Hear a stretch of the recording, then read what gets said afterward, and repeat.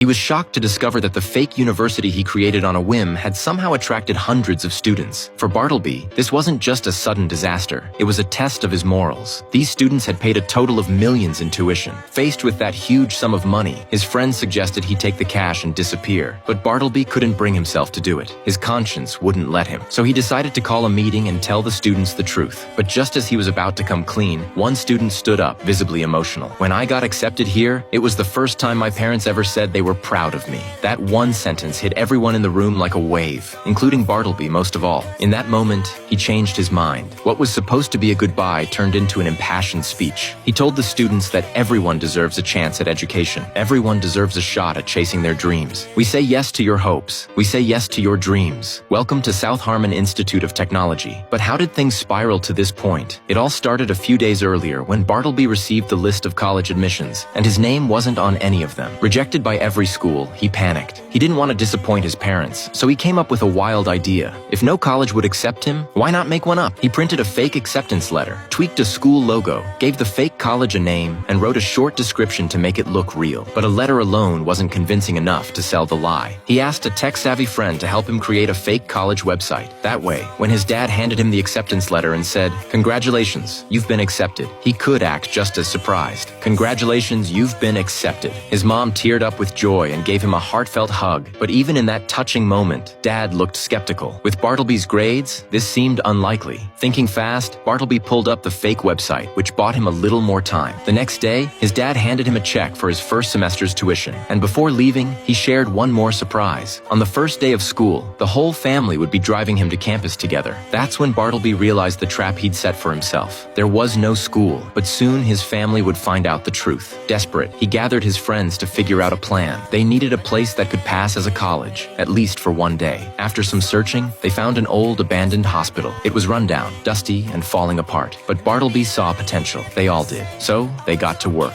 They tore down the fences, cleaned every room, and fixed whatever they could. After days of nonstop effort, the South Harmon Institute of Technology finally looked like a real school.